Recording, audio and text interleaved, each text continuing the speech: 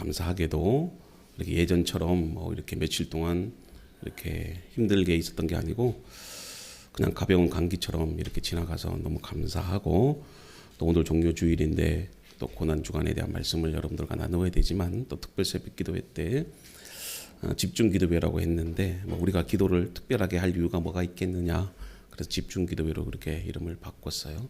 그래서 그때 또 우리가 고난에 대한 말씀을 또 나눌 것이기 때문에, 또 지난주에 제가 또 말씀을 전하지 못해서 또 우리 홍석훈 목사님이 너무나도 귀한 말씀 나눠주셔서 인터넷 조회수가 폭발하고 있어요. 그래서 제가 마음이 바뀌었어요. 한 달에 한 번씩 꼭 시켜야 되겠다. 건강이 허락하면 할 줄로 믿습니다. 그렇게 여러분들 기도해 주시고, 오늘 또 계속해서 우리가 사도행전 말씀을 통해서 우리의 사명과 또 교회에 나아가야 될 그 방향, 이런 것들을 우리가 함께 나누었으면 좋겠다, 그렇게 생각해서 오늘 또 함께 은혜를 나누고자 합니다. 건강한 교회, 또 성령 충만한 교회 하면 초대교회가 생각이 납니다. 그래서 어떤 교회들은 교회 이름을 초대교회, 마가의 다락방 교회, 뭐 이렇게 이름을 정했더라고요. 아름다운 초대교회의 모습이 오늘 이 본문의 말씀에도 나와 있는데, 이 초대교회는 예수 그리스도의 교훈으로 시작된 것이 아니라 예수 그리스도의 십자가와 부활 사건으로 시작됩니다. 십자가와 부활을 경험하고 목격하고 체험한 사람들의 이 산 증언을 통해서 세워진 것이죠. 또한 초대교회 성도들은 예수님의 교훈을 듣기 위해서 혹은 좋은 생활 규범이나 뭐 살아갈 삶의 그런 어떤 방법을 배우기 위해서 모이지 않았어요. 그들은 예수 그리스도께서 부활하시고 승천하신 후에 성령의 강림으로 그들의 생활과 또 그들의 마음 속에서 그 살아계심을, 그 성령의 임재하심을 강렬하게 느끼면서 함께 모였어요. 초대교회는 그래서 성령으로 하나가 되고 또 서로의 것을 주장하지 않고 나눔과 섬김의 공동체였고요. 무엇보다도 그리스도의 십자가와 부활을 담대히 전하는 사도적 사명을 잘 감당했던 교회였어요. 오늘날 많은 사람들이 교회에 대한 신뢰도가 떨어졌다. 오늘 우리 장로님이 기도한 것처럼 예수 믿는 것들, 그렇게 부정적으로 바라볼 때가 많이 있지 않습니까? 실제로 기독교 윤리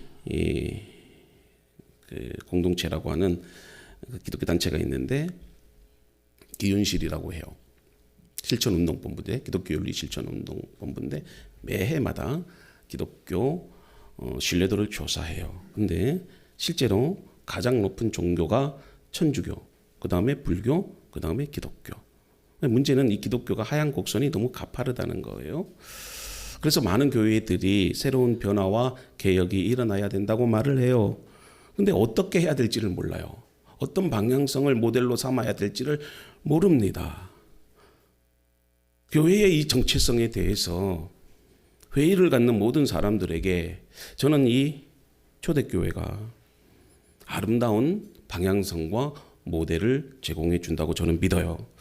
그래서 오늘 우리 초대교회에 대해서, 오늘 다 못합니다. 제가 말씀을 준비해 보니 한 대여섯 가지가 나오는데 오늘 두 가지만 얘기하려고 하는데요. 사실 우리 이 초대교회가 매력적으로 다가오는 이유는 어떤 건물의 화려함이나 많은 사람들이 모이기 위한 노력하는 교회가 아니었다는 데서 공감이 가요. 오늘 본문의 말씀으로 우리가 확인해 보는 것은 성령께서 함께 하시는 교회였고, 무엇보다도 그리스도인들의 삶의 태도였다는 거예요. 그것을 오늘 말씀을 통해서 확인해 보고자 합니다. 그래서 사도행전 2장 42절에 그들이 사도의 가르침을 받아 서로 교제하고 떡을 떼며 오로지 기도하기를 힘쓰니라. 자, 초대교회가 보니까 사도들의 가르침을 받았다. 사실 이 구절은 평범한 이야기 같지만 대단히 중요한 말씀이에요.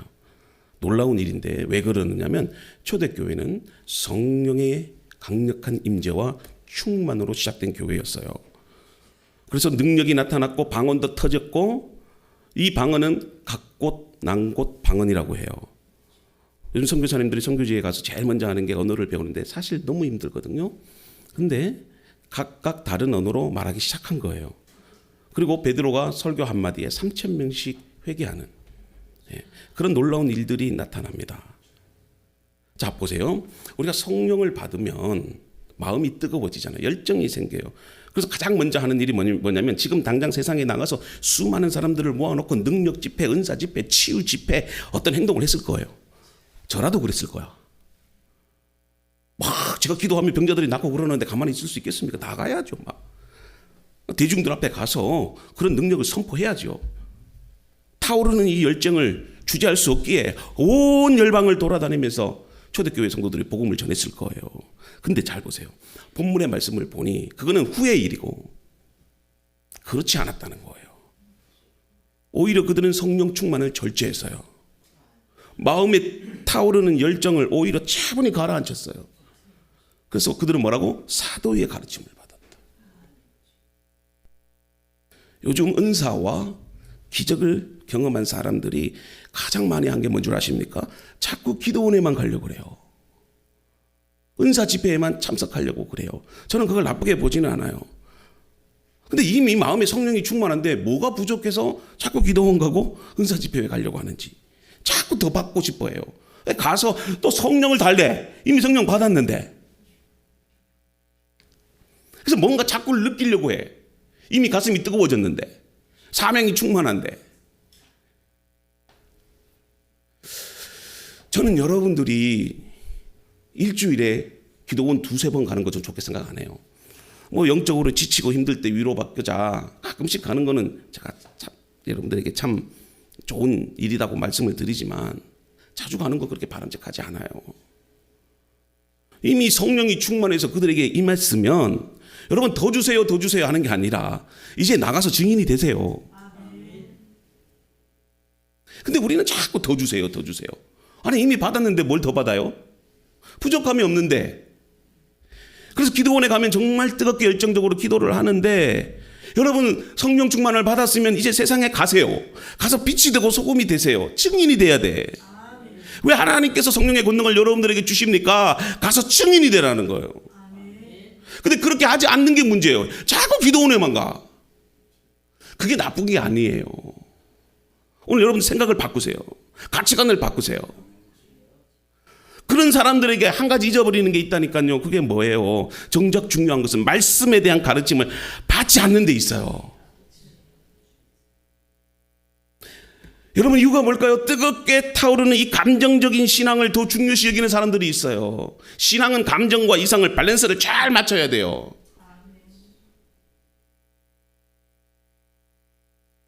그래서 차분히 말씀을 연구하고 묵상하고 가르침 받는 사람들을요 은근히 이렇게 성령이 충만하고 뭐 은사가 많은 사람들은 무시하는 경향들이 있어요.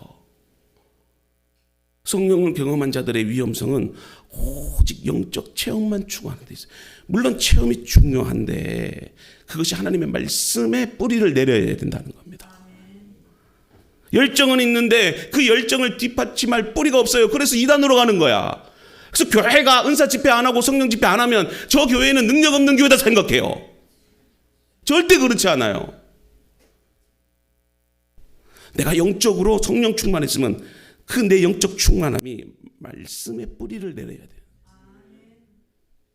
그래서 성령은 여러분 지혜의 영이에요. 그래서 에베소서 1장 17절에 우리 주 예수 그리스도의 하나님 영광의 아버지께서 지혜와 계시의 영을 너희에게 주사 하나님을 알게 하시고. 그렇습니다. 지금 바울은 에베소에 있던 교회들을 향해서 간절하게 기도합니다.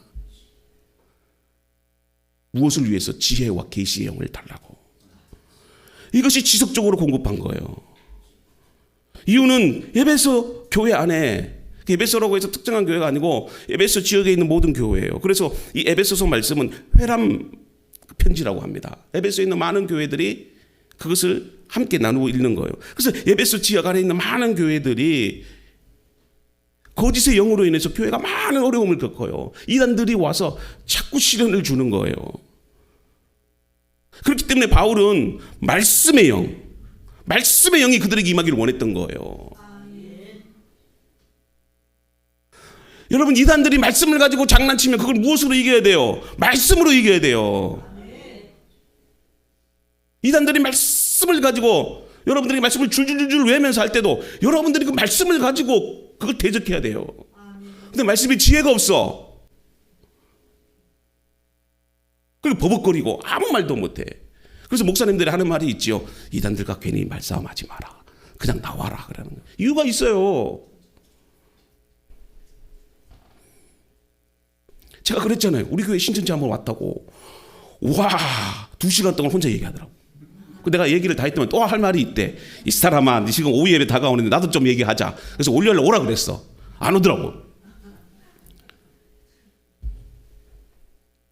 많은 사람들이 성령을 방언, 열정적 기도, 병고침, 기적 이런 것으로만 생각. 그래서 제가 여러분들에게 가장 위험한 게 뭐라고 말씀드렸죠? 한 가지만을 가지고 그게 전부다라고 생각하지 말라는 거 아니겠어요? 여러분, 말씀의 영, 즉 성경의 말씀을 우리에게 가르치고 깨닫게 하시는 분이 성령이다. 사실 이걸 잘 몰라요. 성령은 그리스도의 복음을 우리로 하여금 알게 하심으로 여러분들 구원과 성화를 이루려고 오시는 거예요. 즉 말씀에 우리 자신을 맡기고 말씀 안에서 사는 자들이 성령의 인도하심을 받는다는 거예요. 그래서 말씀을 쉬지 않고 접하고 묵상하고 붙드는 사람에게 기도하고 싶어지고 교회를 사랑하고 싶어지고 복음을 전하고 싶어지고 그 가운데 성령이 막 역사하시는 거예요. 여러분, 초대교회를 보세요. 그렇게 엄청난 기적을 맛보고 그렇게 많은 성령의 은사를 맛본 사람들이 아닙니까? 그런 직후에도 그들은 사도의 가르침을 받았다. 이게 중요해요.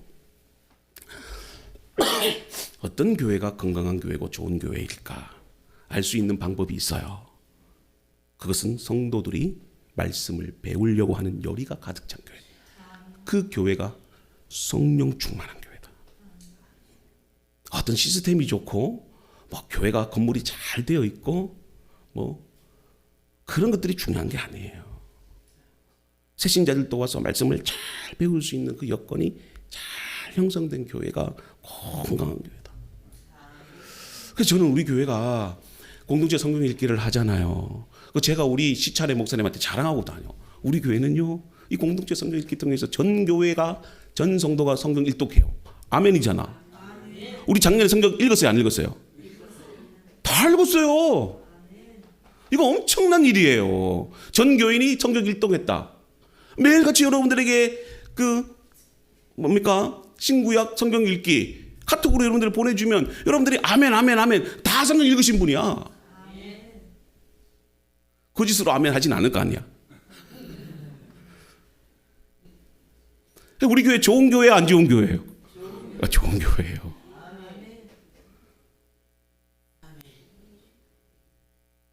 막 성경 공부하자고 불러모을 필요도 없더라고.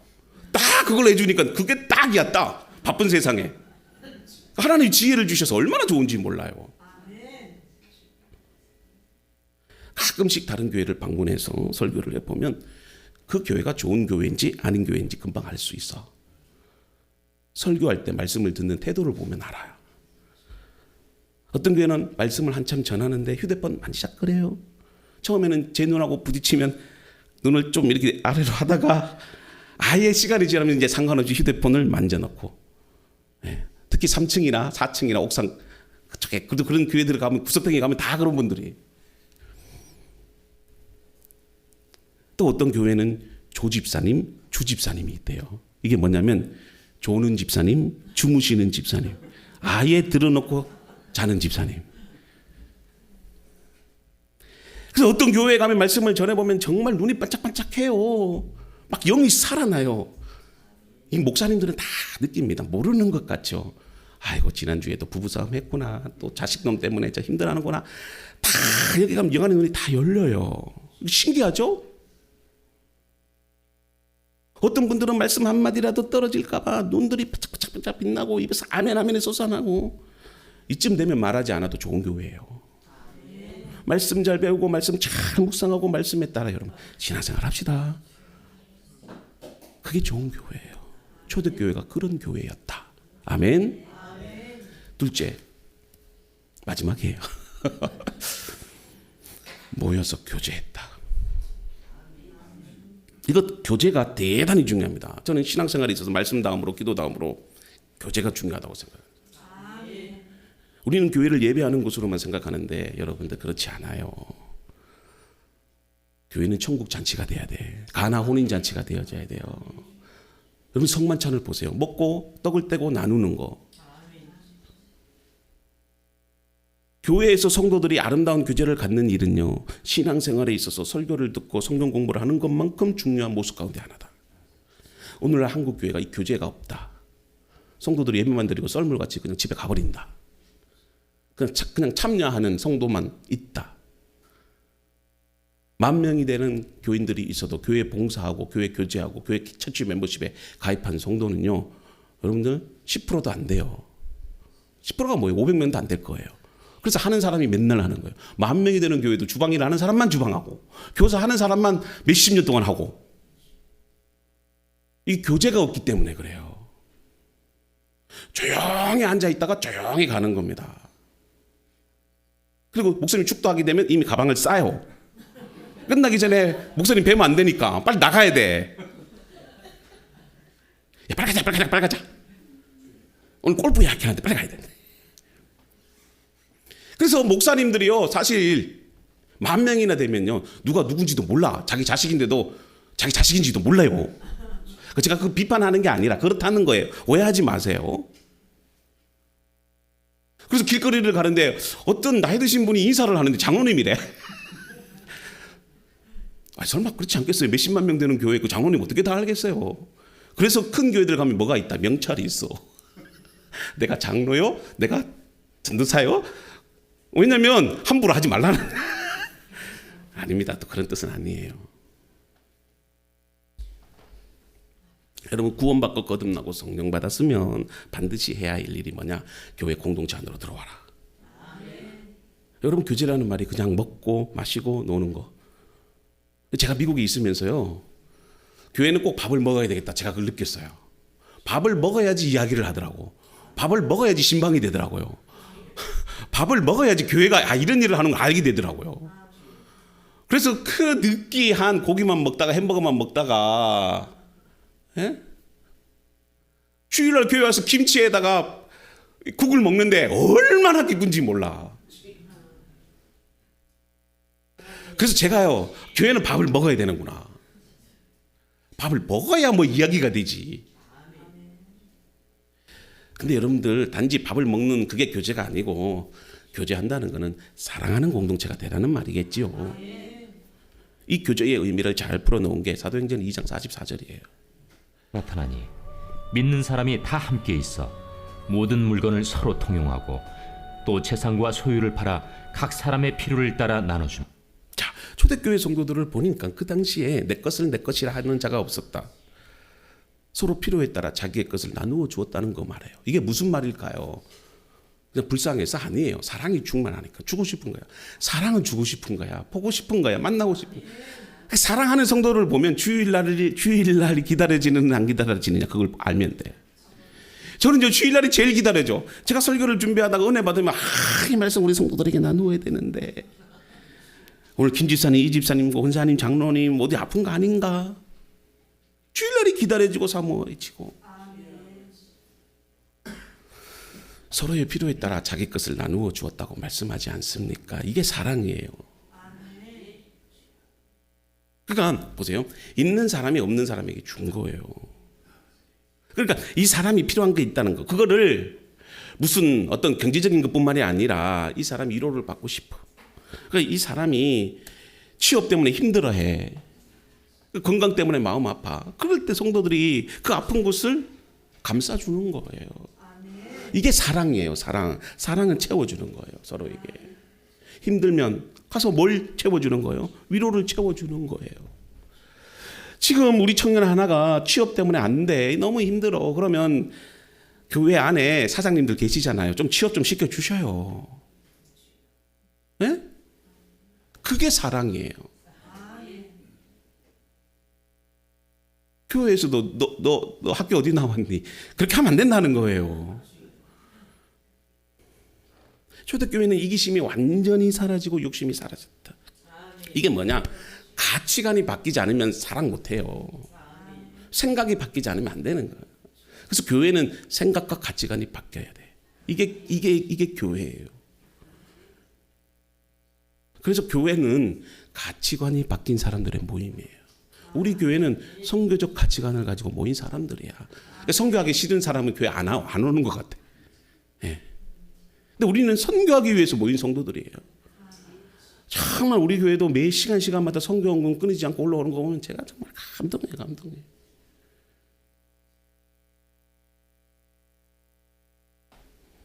욕심이 사라진 거예요. 욕심이 사라졌기 때문에 베풀 수 있는 거예요. 서로 사랑하고 배려하는 거. 우리가 사도신경을 고백할 때 어떤 교회로 고백합니까? 성도의 교제를 믿습니다 하지 않습니까?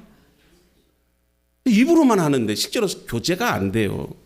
왜 우리에게 교제가 필요하냐면 신앙의 성숙과 성장은 교제를 통해서 나타나요. 어떤 성도는 교회에 잘 적응 못하는데 구역 식구 때문에 또 잘 교회 다니는 사람들이 있어요. 하나님은 인간을 홀로 살아가도록 창조하지 않았다. 그래서 인간은 서로 동행하는 존재로 하나님이 만드신 거예요. 그래서 반드시 교제가 필요해. 서로 돕고 배려하도록 창조되었어요. 그렇기 때문에 인간들은 서로 돌봐주고 의지하고 함께하는 사람이 반드시 필요합니다. 우리가 결혼하는 이유도 바로 여기에 있어요. 결혼은 함께하는 거예요. 동반자예요. 그래서 믿음의 길은 순례의 길이라고 표현하잖아요. 여러분 철로역정 존 버년이 쓴 그 철로역정 책을 한번 보세요. 영화도 많이 나왔는데 그 믿음의 순례의 여정이 얼마나 힘든데, 근데 주님이 동행하시잖아요. 혼자 여행하면 가끔씩 지루할 때가 있어요. 사실 혼자서는 멀리 그리 못 가요. 제가 군대에 있을 때 행군을 하면요 거의 40km를 완전 이게 뭐예요? 예, 장로님 차 좀 빼달라는데요. 그건 방송에 얘기하면 방송 자막으로 해주면 되는데, 예, 급한가 봐요. 자, 40km를 완전 군장을 하고 그냥 그렇게 걸어갑니다. 만약 혼자라면 절대로 가지 못했을 거예요. 그런데 중대원들, 소대원들, 분대원들이 함께하면 간다니까요.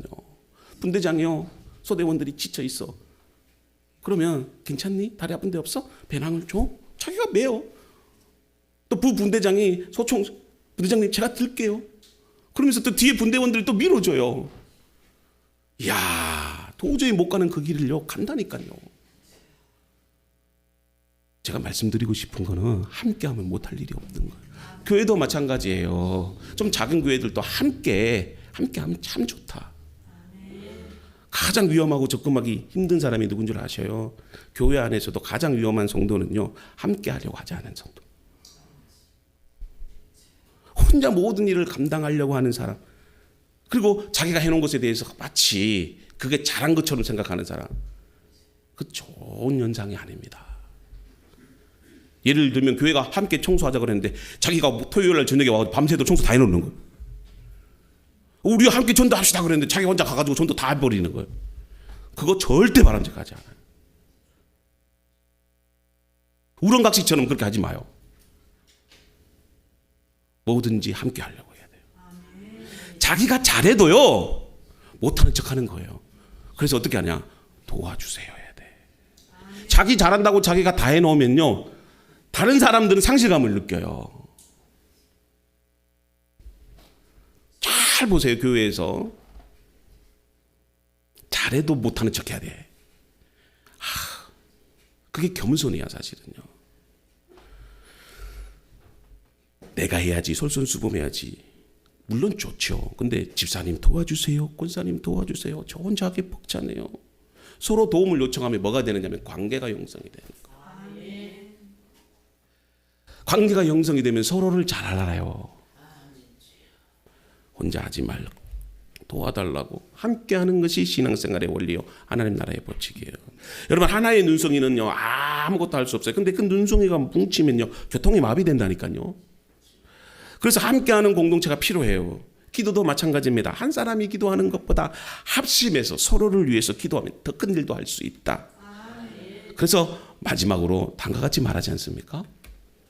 다 읽어봅시다. 시작. 마지막으로 말하노니 너희가 다 마음을 같이하여 동정하며 형제를 사랑하며 불쌍히 여기며 겸손하며.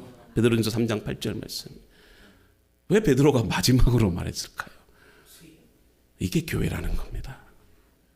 이게 하나님의 뜻이 아닐까요? 적극적으로 기뻐할 때 함께 기뻐해주고 어려울 때 함께 울어줄 수 있는 곳, 그것이 교회다. 그래서 반드시 교회 안에 교제 속으로 들어와라. 청년들은 청년부 활동하고 또 여러분들은 각각 성가대를 하고 아니면 교사를 하고 아니면 구역 식구 아니면 위원회에 들어가서 뭐든지 하나라도 해야 돼. 아니면 심지어 교회 청소라도 해야 돼요.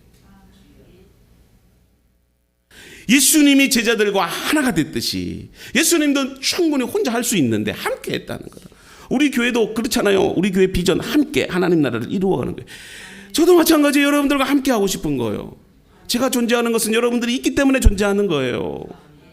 그리고 저는 얼마나 감사한지 그래도 여러분들이 있기 때문에 제가 힘을 얻는 거. 이 교회는 저의 교회가 아니라 여러분들이 세운 교회예요. 복음을 전하는 것도 선교하는 것도 여러분들이 선교사기 때문에 복음을 전하는 거예요. 사랑하는 성도 여러분, 교회의 힘은 말씀에서 나옵니다.